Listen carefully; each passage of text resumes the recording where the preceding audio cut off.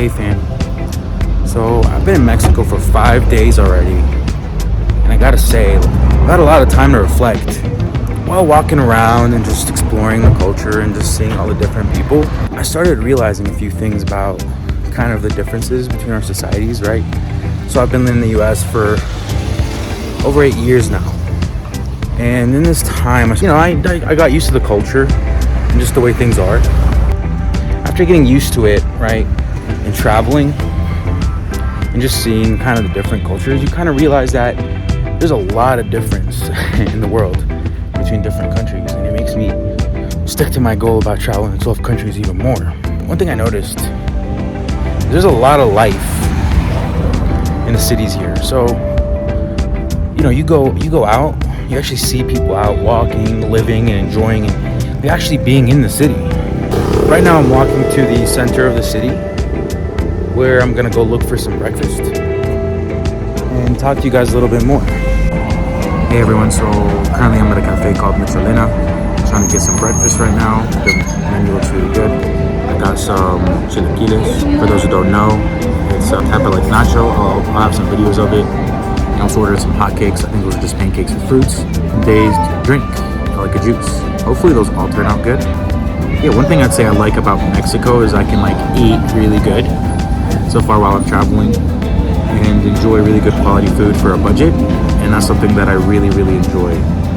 Hopefully this food turns out good. The reviews look nice, and then there are smoothies. I might ask for a smoothie afterwards. I don't know, we'll see. I might come back for a smoothie, but we'll see how it goes.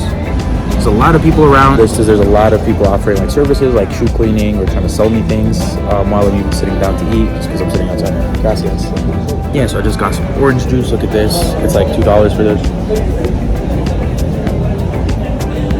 Pretty delicious, I'll say. So as you know, Valentine's was just the other day. There's a lot of Valentine's stuff going on. Look over here, there's a bunch of gazpacho sauce.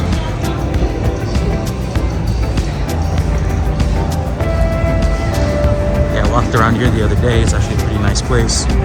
So right now I'm in the city of Morelia. Right now I'm in like this square right next to my Airbnb. And it's pretty cool.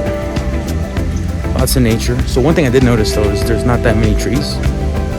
But they do have these squares around the city, from what I noticed. And these squares are pretty nice, you can see like there's a lot of trees.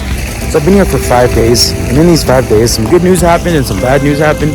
So first good news, I'm a level 1 seller on Fiverr now. But yeah, I should have a nice little badge that says I'm a level 1 seller. I'm gonna let you guys know if it makes any difference in terms of my revenue success or like does it increase sales. This month alone on February, even though I'm taking 2 weeks off, I'm looking to earn over $400, $500 just from Fiverr. And this is barely from that much work. So we'll see if it starts to actually grow and balloon. So one of the reasons like I initially started trying Fiverr is I'm pretty sure if you're watching my channel or if you watch CNBC Make It, you've heard of this girl that makes more than $300,000 just writing on Fiverr. And that was kind of part of the inspiration of like, okay, let me try out Fiverr and see if it's actually a good side hustle. At first I was honestly really skeptical.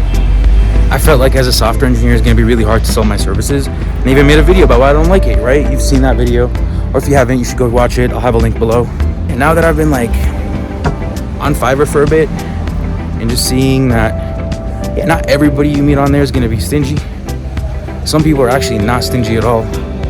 So I met someone who gives me tips. I work with them a lot. I won't really talk much about what we work on, but dude's really cool, keeps coming back, wants me to help him continuously, tips me every time. So the guy is definitely someone I enjoy working with, and then that's been increasing ever so slightly. And on top of this one client that pays me pretty decent, who so far I've made like $400 from, I have a few other clients that I'm making some money from too. So when you get on Fiverr, you want to focus on your repeat business. So how does that work?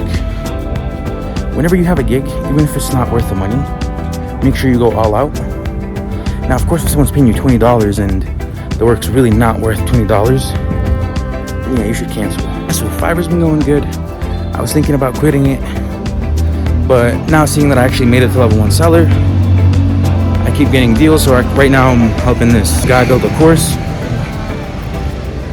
and he's gonna pay me about $100 a course not course, but more like projects. So I'm gonna help them make some projects for beginner students. And for every one of those courses or projects, I'm looking in at $100, right? And we're looking at least 5-6 of them to start. So that's around $500 I could be making. I also have a potential lead on a client that wants me to build a web app for them. I told them $1,200.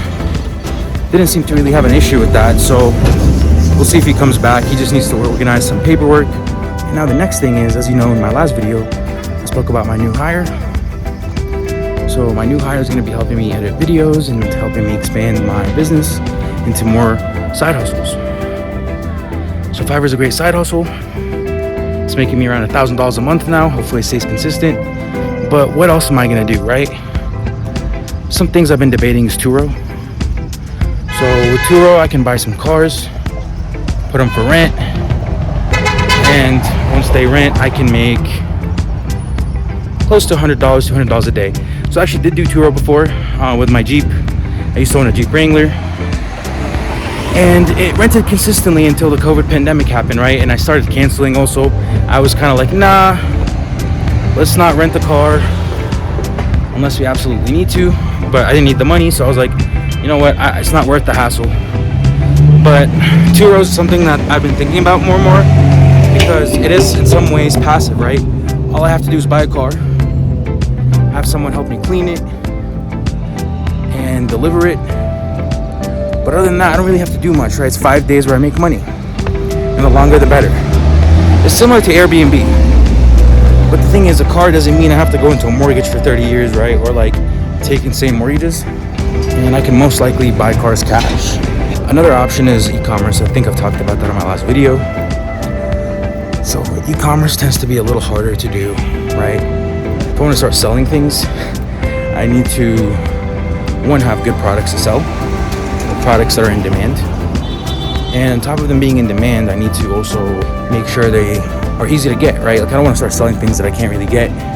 You know, it's kind of hard to get products right now, given the whole climate of, one, shipping takes forever to do. And then the third revenue stream I'm actually considering is expanding my business. So what I mean by that is, like, start expanding the services I provide and go beyond just programming and just software consulting.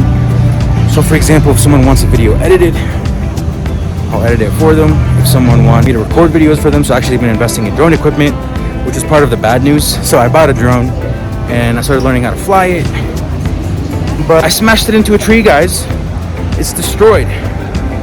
Oh, a little sad, but luckily I have insurance. Hey guys, so as you know, this was my vacation to Mexico. I got the opportunity to meet a lot of interesting people.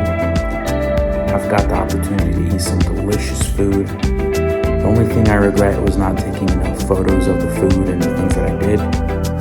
But hopefully with the footage that I've taken and this video that you're watching that talks about my trip to Mexico, you'll be able to get inspired to go out there and travel and follow your dreams, because a dream of mine is to travel, and here I am accomplishing my dream. And I only hope to inspire you to do the same. Stay tuned.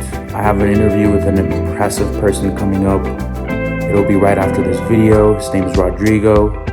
He made this very beautiful Airbnb I'm staying in. This is a little sneak peek of that. But absolutely come stay here and check this place out, because it's an amazing place. A very breathtaking experience, something that I'll never forget, and somewhere that I'll keep coming back to, because when you see something this beautiful, when you see something this natural, you can't do anything but come back and stay here and explore this place. It's a gorgeous place, y'all.